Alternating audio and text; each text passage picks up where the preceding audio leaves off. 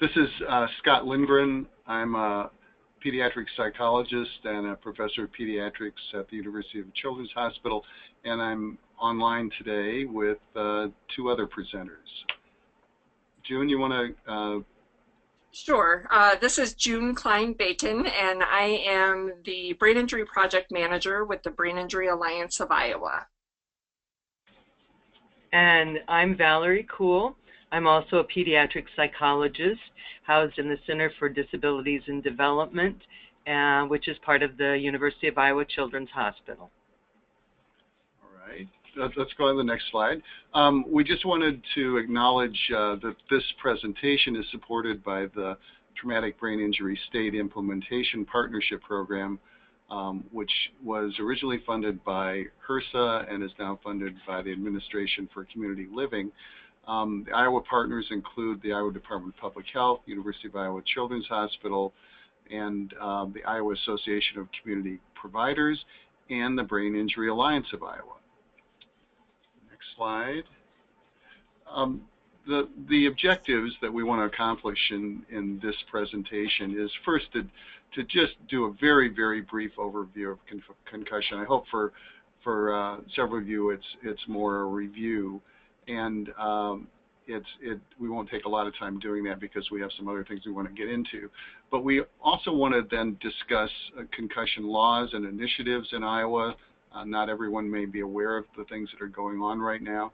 And we also want to provide an introduction to a structured concussion management program called REAP. And we'll explain what that stands for if you don't already know. But this is a program that's being adopted in a number of states, and Iowa is making a commitment to try to help schools do something more systematic if they aren't already in terms of managing concussions. So we want to get you thinking about that in the schools that you're associated with. And we're also going to have some discussion of especially what the academic team that would be working at a particular school if there's a child with a concussion, what that team needs to be thinking about and some of the practical strategies for helping kids as they recover from a concussion.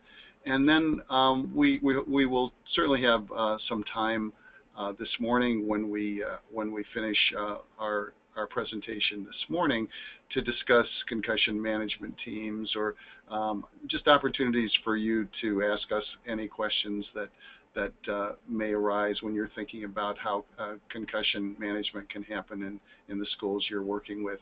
And we're going to be finished with our presentation this morning around 12 or 12:15 at the latest, and then we're going to give people a break to check email or make phone calls or get something to eat for lunch. And then at 1 o'clock, we're hoping that those of you who were not able to see Karen McAvoy's presentation on the 13th will come back online and connect with that archived recording of her presentation, and she'll be getting into more detail about REAP than we will this morning. We'll just kind of highlight a few points to keep in mind as you're hearing Karen this afternoon. And then when she's done, about 2 o'clock, we will be available to answer questions, to have any kind of discussion you're interested in, just really to make sure that we've responded to any particular issues that you're thinking about as you hear from us this morning, and then hear more from Karen at 1. So that's the plan today. So let's get into talking about what we do know about concussion. And as many as 3.8 million sports or recreation-related concussions are reported annually by the Centers for Disease Control. And 80 to 90% of concussions that are mild are resolved within a few weeks, usually 3 to 5 weeks in most situations. Unfortunately, there are maybe 5 to 10% of concussions that really have some longer-term risk, and that's more likely to happen if the symptoms are not well managed, and sometimes it can produce lifelong problems. In most cases, a well-managed concussion won't, but it sometimes takes a while to respond. the thing that not everybody realizes is that concussions really are, you know, a blow to the head of some kind from a fall or any kind of injury that changes the efficiency of brain cells, and it's really a metabolic issue, an energy consumption problem that you can get after you have a blow to the head.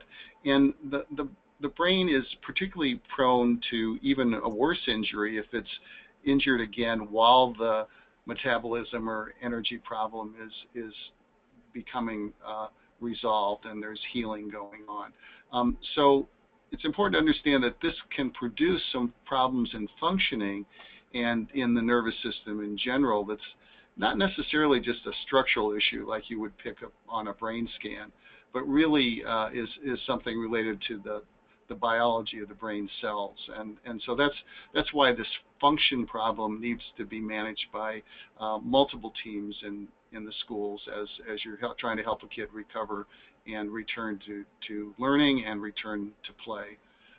The other thing to keep in mind is that concussions are being recorded in high school sports at an increase of about 15% annually, and that's worrisome because they're becoming at least more commonly reported. And we do think it's because there are bigger, faster, stronger athletes bumping into each other or bumping into balls or posts or various things that are part of a sport. But there's also, and this is a good thing, there's increased awareness of concussions, and there's more concussion protocols being developed, which is certainly what we're encouraging, and people aren't ignoring it now. And we have people making more informed decisions about what sports to involve kids in or how to involve them in sports to make sure that concussions are minimized, and if they do occur, that they're well managed. Let's go to the next slide. So this is actually, this comes up the screen a little fuzzy, but we're just trying to make the point that the effects of a brain injury, especially if you think about it as a brain metabolism problem in most cases with a concussion, really is affecting that organ that manages a lot of stuff that makes everyone who they are, and that includes, you know, just basic and voluntary things like breathing and heart rate, but also personality and cognitive functioning and other aspects that we need to think about when we're thinking about a brain injury. And when brain cells are changed by a concussion, the effect really is on how we function and who we are. I mean, what kind of a person we are, at least temporarily. And fortunately, in most cases, after a few weeks, concussions do resolve and you get back to feeling more like yourself. But it can be a problem in some cases when those problems are sustained over time. Now, when we think about the risk of concussions with youth, certainly age is an issue. We're finding that young athletes actually have more prolonged healing times after concussion. And there was a study a while back that compared high school football players to NFL players, and the high school players did have a more prolonged recovery in terms of the duration of problems and symptoms. The other thing that we worry about as a risk is that sudden impact syndrome is something that can be really dangerous.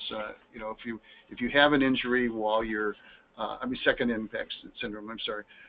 If you have an injury while you are recovering from an original concussion and the brain is not yet functioning normally, that can be really dangerous, and as I mentioned earlier, that can produce some longer-term problems. So we got to recognize that kids are maybe more vulnerable than adults are to these kinds of traumas, and so we've got to be careful about managing them well to protect the kids. Now, this is just mentioning a few of the things that confuse people about concussions, and one of the reasons why this can be challenging. And one of the things we often see in kids who've had a concussion is that they are consistently inconsistent. So a child may show a skill or behavior one day, but maybe the next day they're not able to do the same thing. And often they get, it's thought that they're not motivated enough, or they're wanting to do something else and just get out of work. But I think that once you realize how the brain is affected during a concussion, you realize that very often there is this kind of inconsistency. And even if you can do something well, you may not be able to sustain it over time because of fatigue and other limitations that are coming from the concussion. The other thing, too, is that looks can be deceiving for a kid who's had a concussion. Typically, the child looks normal, and teachers or other kids may not even be aware of the impact of a brain injury. So they can get themselves into a lot of difficult situations in terms of problems in schoolwork, problems with other kids because they're not functioning in the way they normally do. And that's a big issue as well. The other thing that not everybody thinks about is that a concussion is a brain injury. It's not just a, getting your bell rung or a little ding to your head. The concussion does have problems that you notice, symptoms that you notice, and those are some of the things we really need to track over time to see how someone's recovering from a concussion. On the next slide, we are looking at a symptom wheel, and there are a lot of ways to look at these things, but we're good as we talk about REAP and get into that a little bit later. This is a symptom wheel from REAP, and it's looking at those things that may change. Not every child has all of these symptoms, but these are the kinds of things that concussion can cause that we need to track and make sure they've resolved before kids return to sports or return to full-time learning. We're going to probably try to get them back in school pretty quickly, but they may need an adjusted schedule or other accommodations. So on the physical side, we see problems with headaches, nausea, dizziness, balance problems, sensitivity to light, blurry vision sometimes, or sensitivity to noise, or problems with neck pain and other kinds of pain. Those physical symptoms are pretty common. On the cognitive side, we often see problems with concentrating, with memory, just kind of feeling mentally foggy, and kind of being slowed down in processing. And those are pretty common after a significant concussion. On the emotional side, we may see more moodiness, being more emotional, being more anxious or nervous, getting sad more easily, becoming angry, being irritable. All those kinds of issues can be a significant problem after concussion. And just in terms of your overall energy level, remember we were talking earlier about concussion affecting the brain's ability to have the energy it needs to function. And that applies in general to a child who's had a concussion. They may become fatigued very easily, either physically fatigued or mentally fatigued. They can be drowsy. They can either sleep too much or have trouble sleeping and sleep too little. And they may not be able to get started going to sleep. So those kinds of problems really can get in the way of functioning during the recovery from a concussion. Now, these are just a few more details about some of the things we see with the cognitive effects. And so these particularly affect how kids can function in the classroom.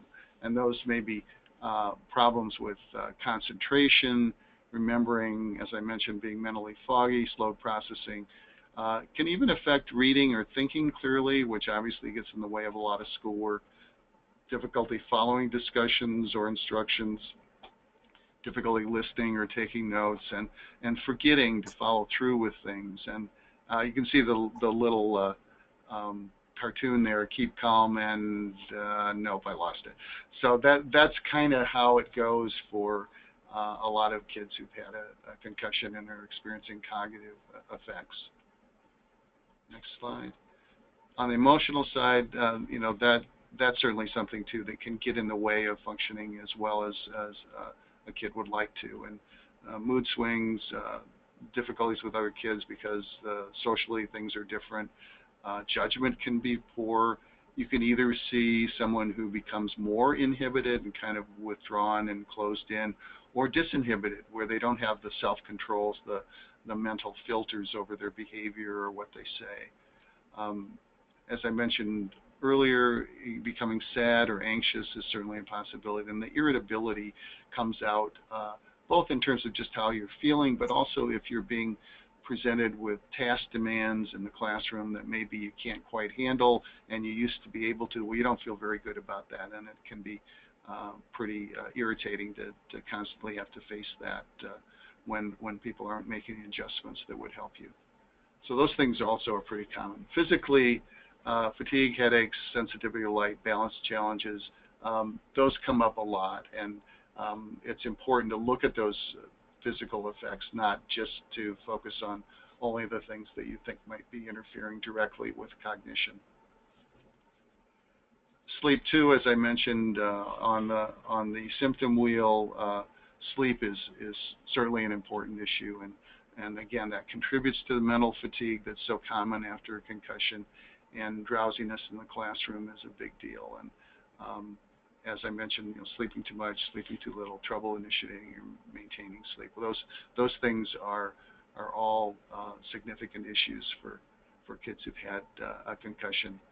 And now I'm going to turn it over to June to talk about some of the stuff that's been happening in terms of legislation surrounding concussion. Thank you, Scott. I think you did a great job in kind of talking about some of the symptomology of concussion and what kiddos are experiencing. What we've seen across the nation with the evolution of concussion legislation, as of 2014, and what you're looking at is a map that is completely filled in. Every state as of 2014 has some form of concussion legislation, either guided by CDC or Zurich guidelines that guides that legislation. In some states, and we'll talk a little bit later about where REAP comes from, that may come from some catastrophic event that the legislation was geared towards or from, and some just out of the state identifying a need for that legislation. Most of the legislation in the sports laws have three major components. One, some sort of education component about concussion. Two, removing the athlete from play. And then the third component, obtaining permission to return to play.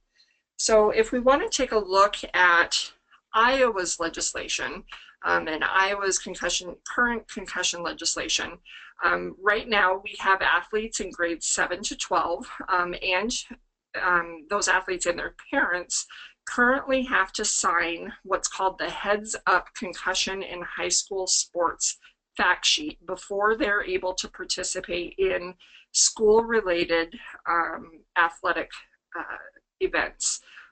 That includes practice.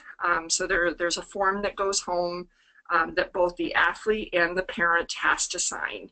And then from there, what we see is if an athlete presents any signs or symptoms, any behaviors that are consistent with concussion, that athlete needs to be removed from play immediately.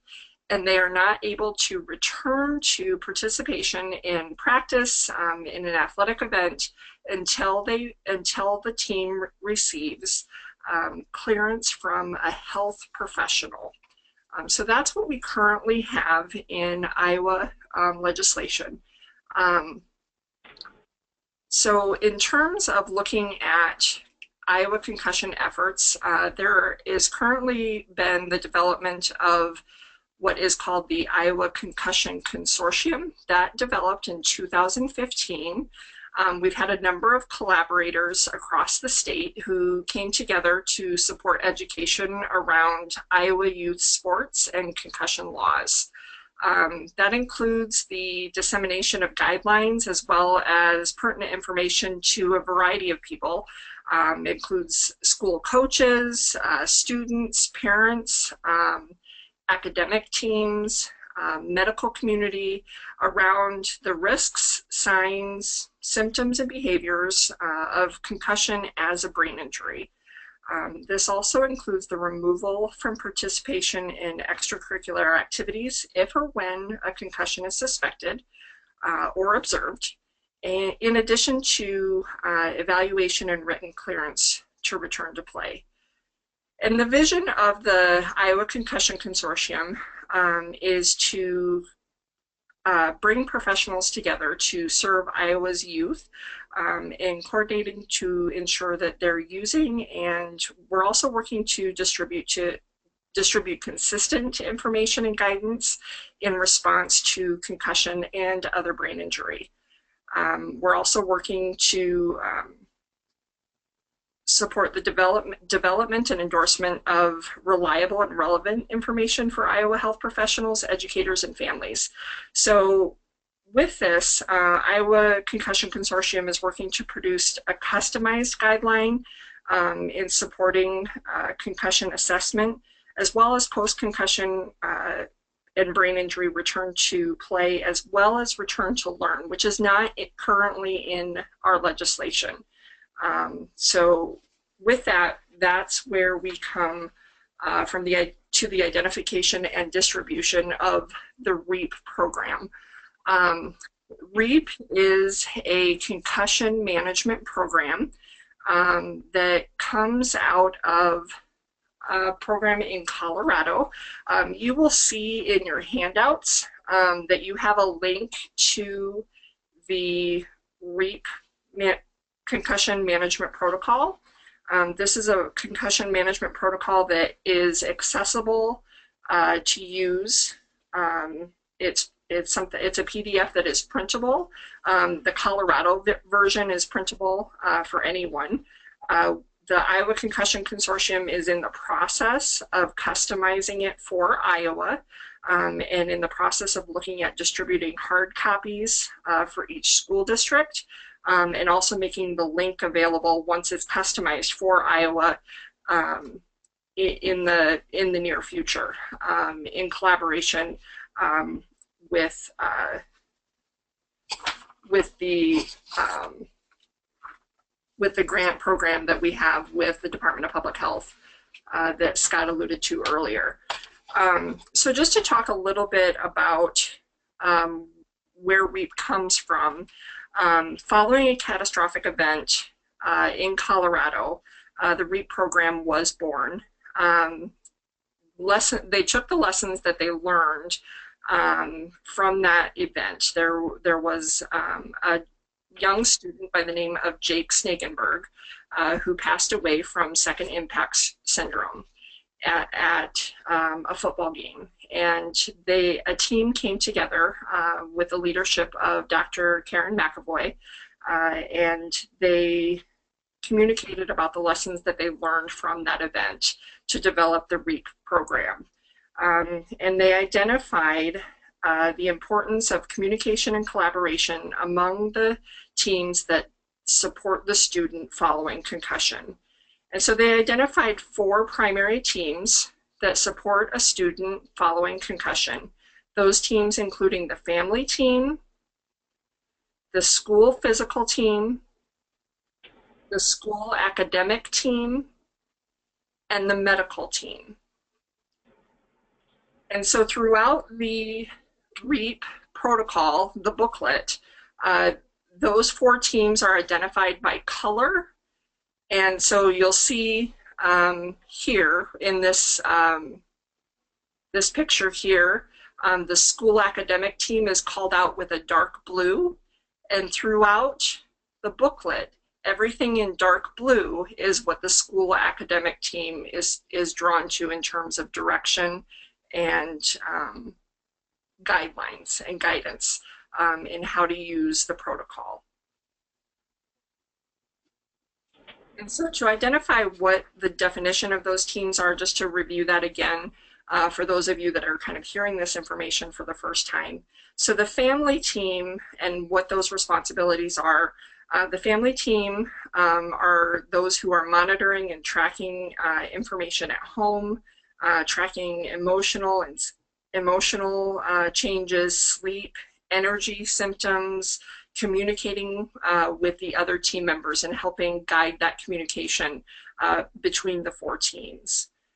The school physical team, which might include coaches, trainers, those folks are monitoring and tracking the symptoms of concussion. They are the folks that are identifying who's the point person who is going to be able to communicate those symptoms. They might be the person who is identifying the initial concussion. The school academic team is tracking and monitoring academic and emotional effects at school. The medical team is who's taking the information from the other teams and identifying and making an informed decision of when that student can be released to return to learn in different capacities as well as return to play.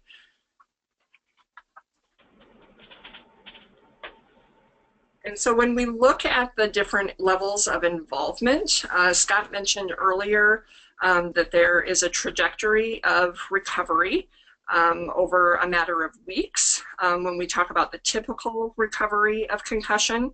And so the involvement of the teams looks different within that trajectory.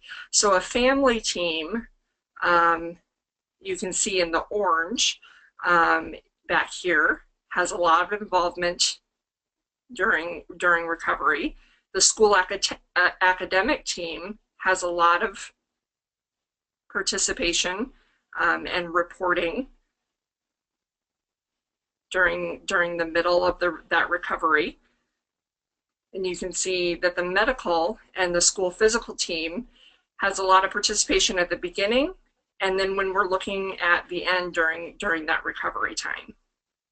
So when we consider team involvement and how REAP is applied, we can see that not everybody is highly involved all of the time, and that that's one of the positive components is that REAP is really laid out to see who is tracking and doing what at what times, and that we can see that the teams really overlay at different times and have different participation at different times. And so next we really want to take a look at what does REAP mean during the process, and what does it mean for you in supporting students.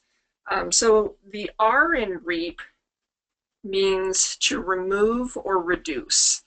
So as soon as a concussion is identified and a student is exhibiting symptoms of a concussion, we want to make sure that that student is removed from all physical activities. We don't want that student to be participating in any organized sports, recreational play, no PE, no extracurricular classes, no recess.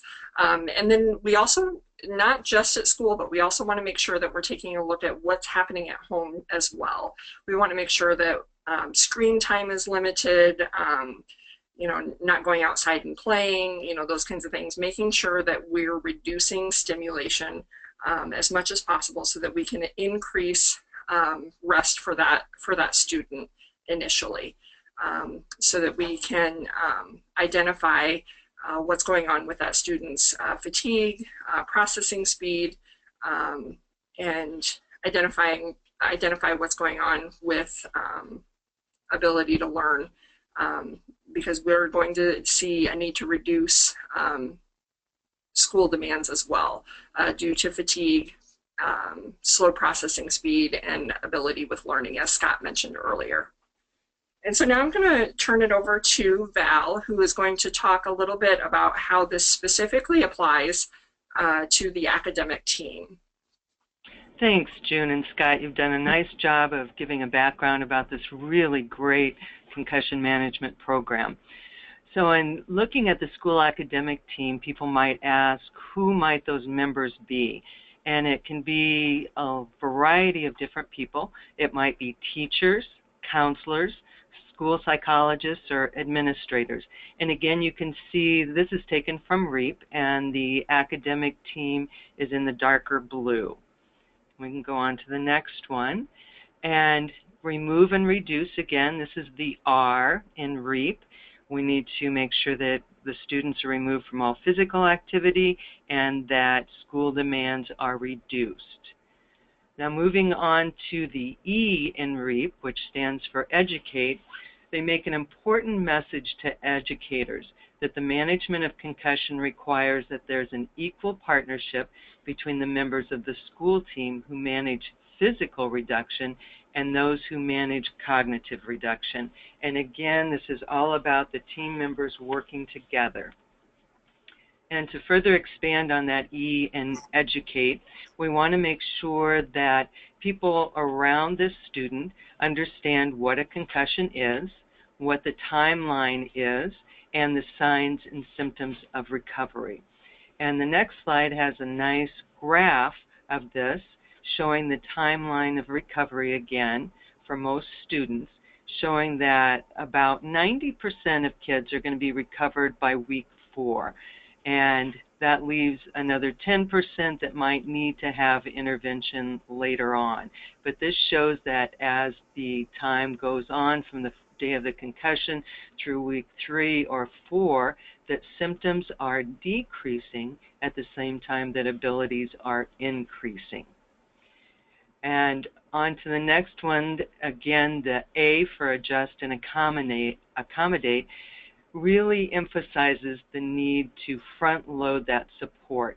So very, very early on in that recovery over those first 3 to 4 weeks, we need to see cutting back at home and school and adding back in cognitive demands very slowly. We really want to avoid putting the student into a sink or swim situation as they return to school.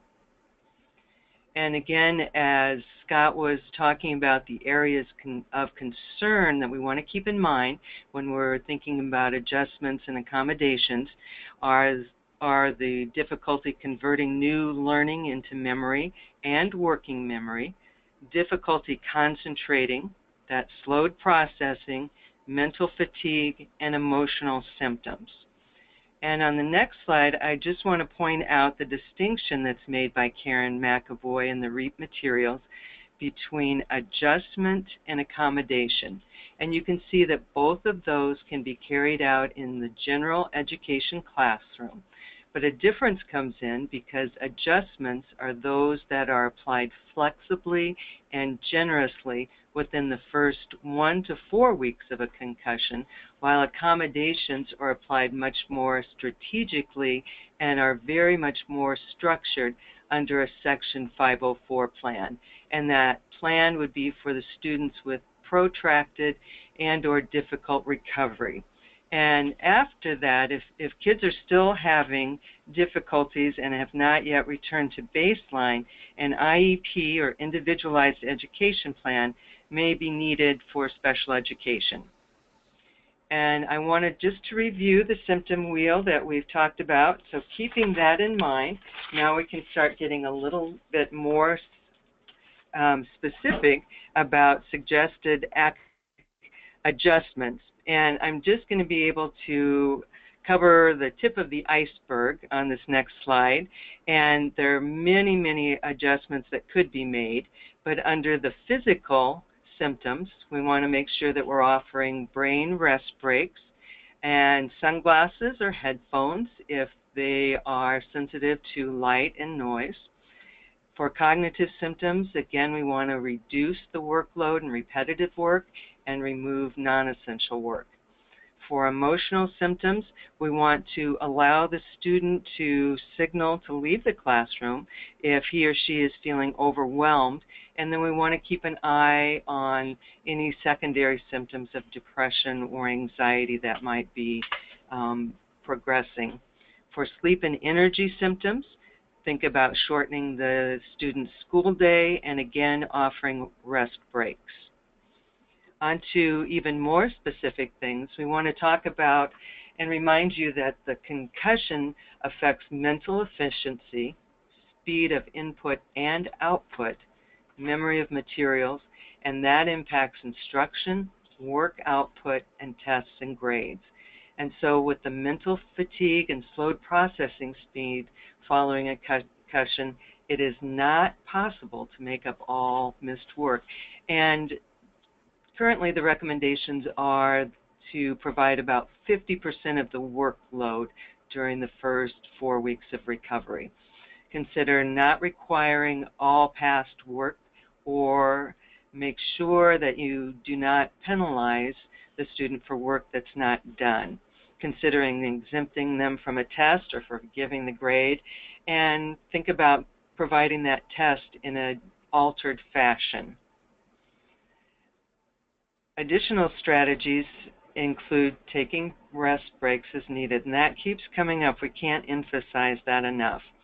Spending fewer hours at school, providing more time to take tests or complete assignments, trying to deliver instruction in smaller chunks, providing extra help for schoolwork, and again, there's that R for reducing time spent on the computer, reading, or writing.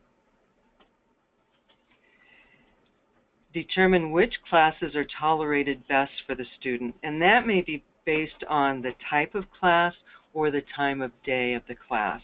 And if instruction is missed, the student may need to be given class notes, offered that supplemental tutoring, and also offered easing of assignments or course expectations. When it's time to change from class to class, especially in the high school, if you think about how noisy and busy those hallways are, if the student is overstimulated, you might want to release them from class early to avoid those crowds. Provide them a quiet place to take tests or spend lunch, and then consider continued extracurricular activities if tolerated, so the student continues to have social contact and doesn't feel so socially isolated. Allow students to work with other students, and when we talk about the coordination and the teamwork that takes place, it's really important for all the teachers to use the same strategies, and for all of these to be discussed with the family team and get their input about what they're observing at home. Again, REAP is based on all of the teams working together. And I just wanted to provide a little bit more information. This is from another resource called Brain Steps that you might want to check out. It's another very helpful resource, and they have a section that focuses particularly on that brain fatigue and talk about using checklists or task analysis lists. Consider graphic organizers, schedules, fact sheets. When you're giving tests, consider using multiple choice, open book, giving them the page number in the book where the answer can be found, providing them with word banks, and on math tests, maybe allowing them to just circle the final math answer. And again, this is just the tip of the iceberg as far as things that the school academic team can use, and we hope that you'll check out those resources that are listed at the end of the slideshow, and also print out that REAP protocol, because I think you're going to find it very, very helpful. Turn it back over to Scott. Thanks, Val. I just wanted to talk a little bit about the idea of PACE, which is the final P in REAP stands for the pace of recovery, and figuring out when have you gotten to a point where it's kind of time to get back to pretty much normal activities. So these are the things that are important to look at, and as you realize, thinking about the symptom wheel that we've shown you a couple of times now from REAP, you want to look at whether those symptoms have resolved. And you know, it doesn't mean the child or youth has to be perfect. Obviously, they probably didn't start out that way before the concussion. So it's not like they don't have any problems, but those basic symptoms that were a change in functioning that showed up after the concussion need to be resolved before they can return to play. So we need to check with family at home, make sure that they're not seeing any symptoms, and also that the individual is symptom-free at school. So if you're not hearing any symptoms from home or school or from the individual athlete student, then you can also think about whether there was any neuropsychological or neurocognitive testing that may have been done pre-season. A lot of the high schools now are using Impact. It's an online sort of brief neurocognitive assessment that the NFL and some other sports, pro sports teams are using. And they can get the preseason assessment done, establish a baseline for how quickly and how well you can do on a test like that. And then you can take that after you've had a concussion and make sure you continue the concussion management if you're still not back to baseline on that kind of testing. So that's a good thing that as I said, more and more high schools are doing. It does cost a little money, but people have been investing in it because they know it's important. And sometimes that also helps to get around some of the problems you can see with symptom report being something that a student might maybe not want to talk about, something that's going to keep them out of a big game or an activity that they really love doing. The other thing that is important to do is to check with the athletic trainer if there's a trainer involved, and the trainer also needs to be reported that the symptoms have resolved. And the student shouldn't be taking medication that was provided for headaches or other kinds of issues that have come after the concussion. So those are the things to look at. And then on the next slide, this is kind of how you look at them. If the answer is no to any return to play questions, meaning they haven't resolved, the symptoms haven't resolved, then the concussion management teams should stay on course with their management plan. And at that point, if there was even a question about the possibility of returning to play, that would be something that should be checked out with all the people involved in management. And you've been probably, if you're doing a good job of tracking the symptom recovery, that's what you're particularly looking at that point. Well, next slide. One of the things, this is there's a quote on here from John Quincy Adams that's kind of cool, and it's, if your actions inspire others to dream more, learn more, do more, and become more, you are a leader. And one of the things that is really important right now in Iowa is encouraging people at the school level and the AEA level too, but even in individual schools, to take on some leadership for making sure that concussions are managed well in a school district. And that's becoming more important as there are increasing numbers of lawsuits that arise when a concussion has not been well managed. And I think some schools are realizing that by putting together a plan for how concussions can be managed and getting a few interested people involved as a minimum, they can protect themselves from lawsuits and protect their students from having long-term problems after. And so I think there's certainly increased interest, but a lot of people worry about, is it possible to do this? Is it practical to do this? There, as June mentioned, there's really no legislation that requires this kind of a concussion management team, and the legislation that Iowa does have is focused on return to play and doesn't particularly focus on the return to learn issues. But it's really important, and as the REAP guidelines suggest, that this is something that really needs to happen for kids to be well managed after a concussion occurs. So that's one of the reasons why the state of Iowa is focusing on getting schools to be thinking about forming concussion management teams, using REAP at least as an outline. It's not like, as I said, without legislation, it's not like there's a mandate that you have to do things a certain way, but we felt that providing REAP as a guideline is really doing a lot of the early foundational work that a school would have to do to come up with something on their own.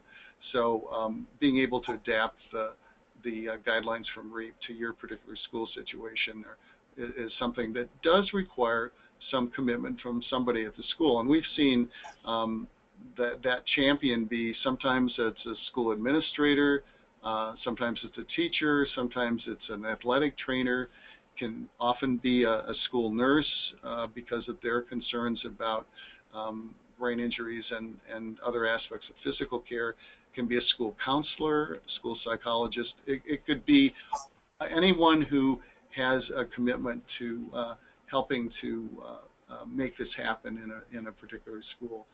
So we're certainly trying to encourage and support schools in making the decision to commit to a team. And it's not like you have to have everyone involved who's an expert on brain injury or specifically on concussion. You really just need a few people to know enough basics to implement something like REAP and then to track it along the way. And that can be a shared responsibility. It's one of the reasons for the 4 teams in REAP, the fact that they each worry about different things so they don't have to take on the whole responsibility of managing everything when a child or youth is recovering from a concussion. So that's our hope, is that you will be inspired to inspire others to commit to better concussion management in your school. The next slide. To try to help schools do that and not just say, hey, go do this and figure it out on your own. We really want to distribute REAP, as June said, to every school district in Iowa, and the Concussion Consortium will be promoting additional trainings around these issues depending on what seems to be needed. It does require some level of commitment based on school staff and school districts in order to make this happen, but we're here to try to help with that, and specifically the Brain Injury Alliance and the Center for Disabilities and Development at the Children's Hospital are here to help you if you need consultation about individual cases, if you need neuro resource facilitation, which is something that the Alliance does a great job of, and any other kinds of technical assistance in helping develop concussion management teams. So we're available to help with that.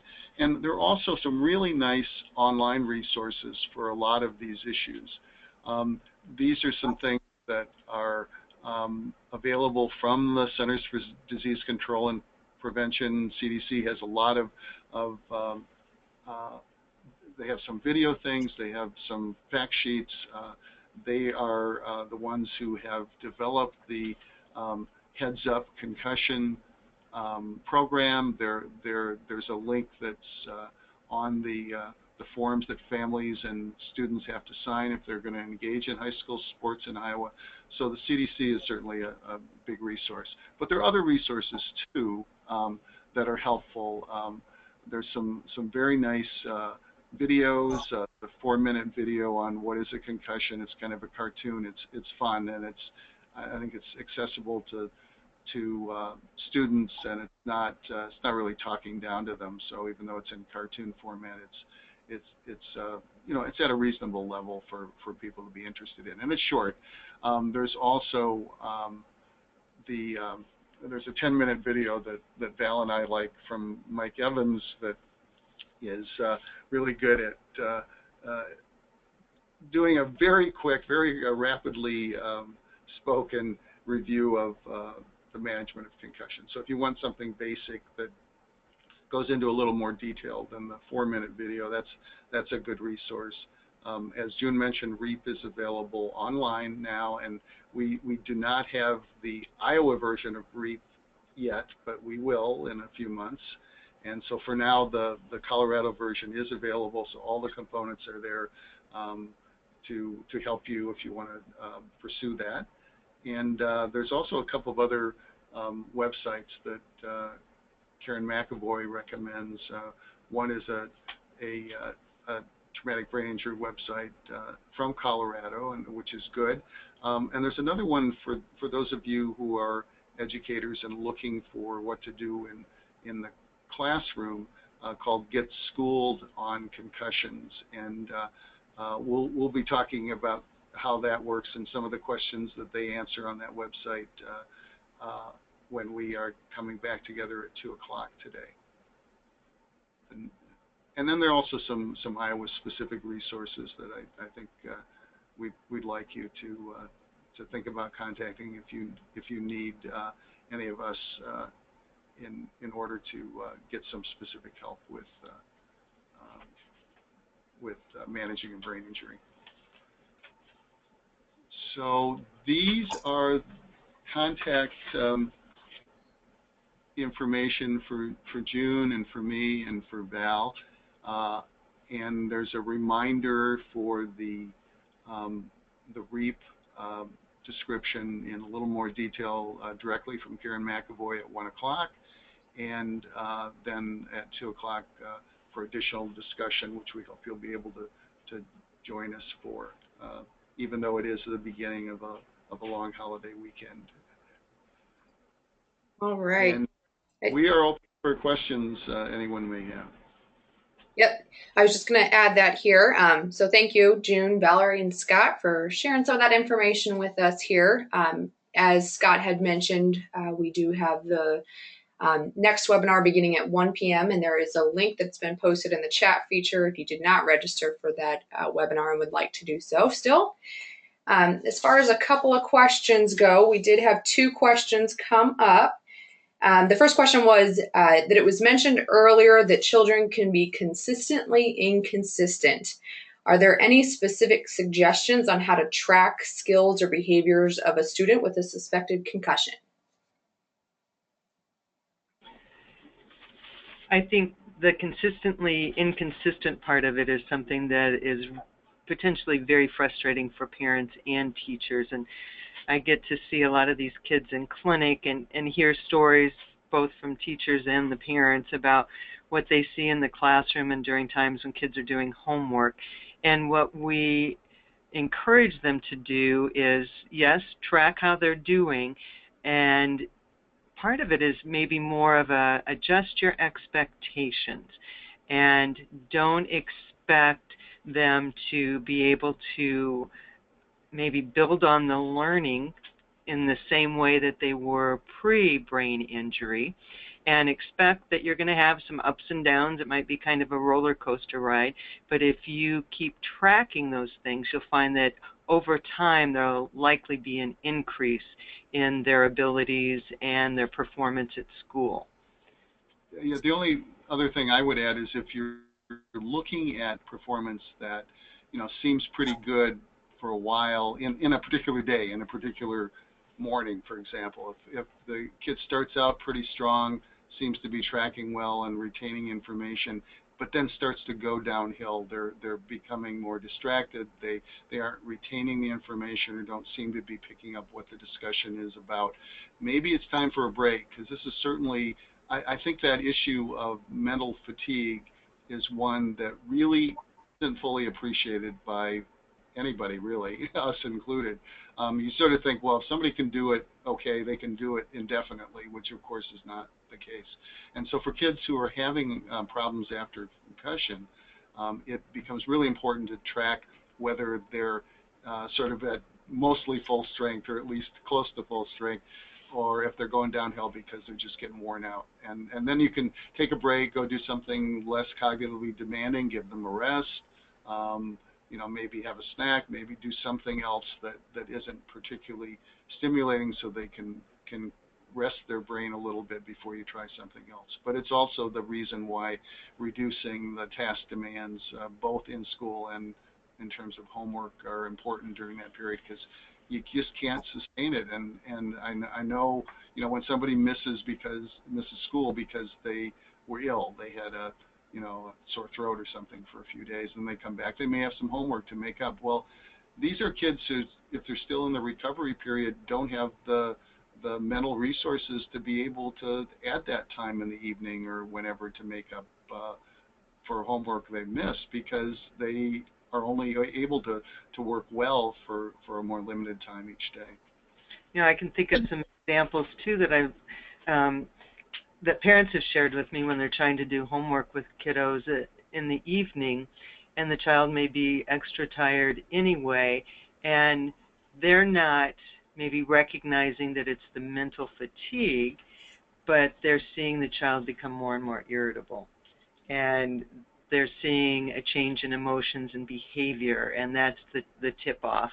And sometimes kids are overwhelmed if they see a math worksheet that has 20 problems on it, and if you cover up 19 of those, their reaction to wanting to do the homework changes dramatically.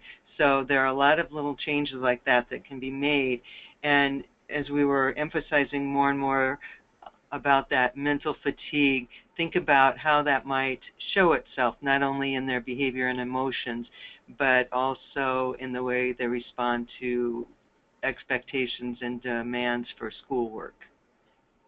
And I would add, this is June, I would add that in the REAP manual, there is a appendix that has a symptom checklist that family, teachers, different team members could potentially use to track that, and it gives a variety of options to evaluate. So whether it be physical symptoms, cognitive symptoms, emotional symptoms, at looking at time of injury, and then looking at spacing it out after the injury, whether it be a day after injury, a week out after the injury, to evaluate how that improvement is going in each of those areas. The other piece, you know, something that Val was saying, and one of the analogies that Dr. McAvoy will use is to think about a car running out of gas. You know, that brain is could be running out of gas and kind of puttering along. So once it's filled up again, even after like a weekend break, it can be participating in schoolwork, participating in activities, but if it runs out of gas very quickly, if it's got a small tank, then it's going to struggle again. So just to be aware of those things. But there's an appendix in a symptom checklist in the REAP manual that can be used for tracking as well. So I hope that answers that question, Melissa. I don't know if the person has given any feedback, if that's answered the question that the person had. Yeah, I don't see any other following questions regarding that. So I think that answers that. But we did have one other question, and I don't know who wants to answer this one, but the question was, how do I find out more about some of the events that are supposed to be hosted by the Iowa Concussion Consortium? Sure. Those events, if the person is not already, I know the Brain Injury Alliance of Iowa is part of the Concussion Consortium, and will certainly be sending that information in our email blasts. And so if that person is interested, could certainly email myself, jklein@biaia.org, and we can make sure, if that person is not already on our email listing that shares our event information, we can make sure that person is added, and we would be glad to make sure that they are aware of our event information that would include any events that the Concussion Consortium is putting together. All right, good deal. Well, I don't see any other questions, so I suppose we could go ahead and conclude part 1 of today's webinar. For all of those who are listening, thank you for attending, and just a reminder that today's webinar was recorded and will be available to view on the BIA website within the next few days. We will also have that certificate of attendance sent out by email, along with a link to our survey. So if you could please give us some feedback, that would be great. And as I mentioned earlier, part 2 will begin at 1 o'clock, and the registration link is in the chat feature on the GoToWebinar control panel. All right, thanks everyone. Thank you. Have a great day. Thank you.